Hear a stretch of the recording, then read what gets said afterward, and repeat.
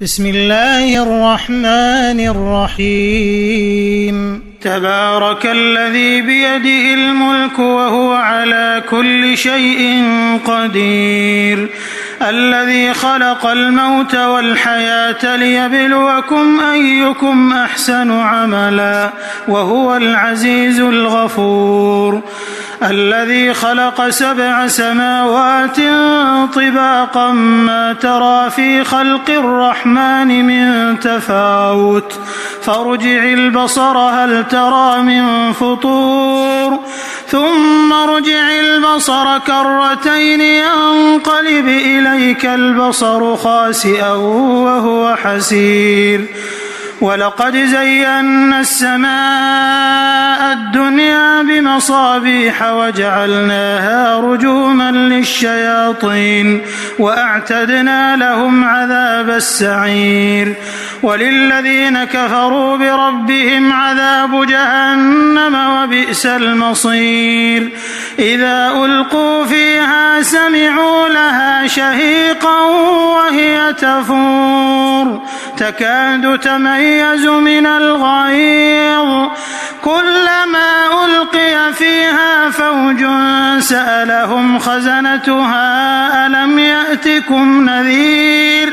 قالوا بلى قد جاءنا نذير فكذبنا وقلنا ما نزل الله من شيء إن أنتم إلا في ضلال كبير وقالوا لو كنا نسمع أو نعقل ما كنا في أصحاب السعير فاعترفوا بذنبهم فسحقا لأصحاب السعير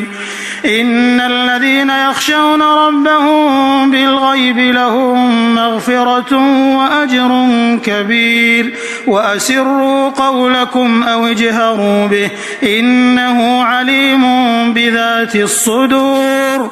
ألا يعلم من خلق وهو اللطيف الخبير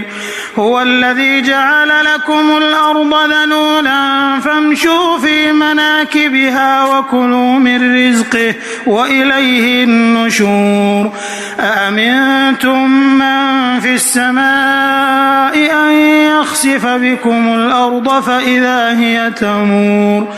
أم أمنتم من في السماء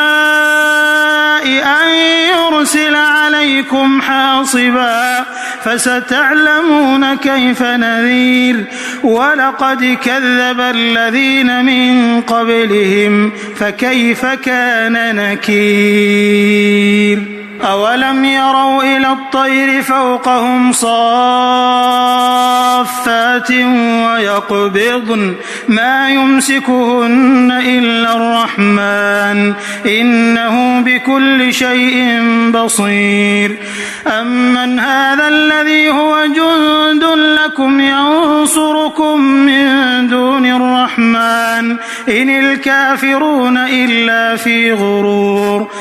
أمن هذا الذي يرزقكم إن أمسك رزقه بل لجوا في عتو ونفور أفمن يمشي مكبا على وجهه أهدى أمن يمشي سويا على صراط مستقيم قل هو الذي أنشأكم وجعل لكم السمع والأبصار والأفئدة قليلا ما تشكرون قل هو الذي ذرأكم في الأرض وإليه تحشرون ويقولون متى هذا الوعد إن كنتم صادقين قل إنما العلم عند الله وإنما أنا نذير مبين فلما رأوه زلفة سيئت وجوه الذين كفروا وقيل هذا الذي كنتم به تدعون قل أرأيتم إن أهلكني الله ومن معي أو رحمنا فمن يجير الكافرين من عذاب أليم قل هو الرحمن آمنا به وعليه توكلنا فستعلمون من هو في ضلال مبين قل أرأيتم إن أصبح ماؤكم غورا فمن يأتيكم بماء معين